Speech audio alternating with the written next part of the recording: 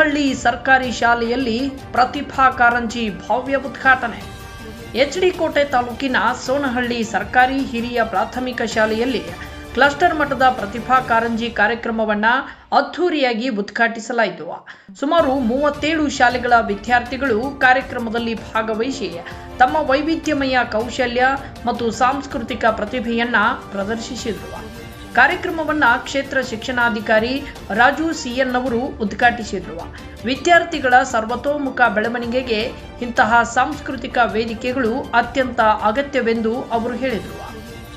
ಈ ಸಂದರ್ಭದಲ್ಲಿ ಬಿಆರ್ಪಿ ಕೃಷ್ಣಯ್ಯ, ಕ್ಲಸ್ಟರ್ ಸಂಪನ್ಮೂಲ ವ್ಯಕ್ತಿ ದೀಪಾ, ಗ್ರಾಮ ಪಂಚಾಯಿತಿ ಅಧ್ಯಕ್ಷರು, ಉಪಾಧ್ಯಕ್ಷರು, ಪಂಚಾಯಿತಿ ಅಭಿವೃದ್ಧಿ ಅಧಿಕಾರಿ ಮತ್ತು ಅತಿಥಿಯ ಶಾಲೆಯ ಮುಖ್ಯೋಪಾಧ್ಯಾಯರು ಹಾಗೂ ಶಿಕ್ಷಕರಾದ ಮಂಜುನಾಥ್, ಗುರುಸ್ವಾಮಿ, ಶೇಖರ್, ಪ್ರಸನ್ನ, ಕುಮಾರ್, ವಸಂತ್, ಭಾನುಕಾವ್ಯ, ಮಂಜುಳಾ, ವೆಂಕಟೇಶ್, ಸುದರ್ಶನ್, ಸ್ವಾಮಿಗೌಡ, ರೀಟಾ, ಪಾರ್ವತಮ್ಮ, ಕಾವ್ಯ, ಮಮತಾ, ಅರ್ಪಿತಾ ಸೇರಿದಂತೆ ಹಳೆ ವಿದ್ಯಾರ್ಥಿ ಸಂಘದ ವಾಸು, ಶೇಖರ್ ಕೂಡ ಉಪಸ್ಥಿತರಿದ್ದರು.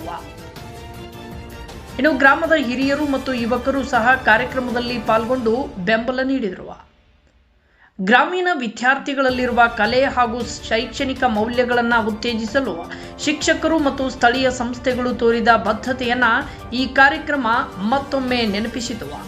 ವರದಿ ರಾಜ್ಕುಮಾರ್ ಕೋಟೆ.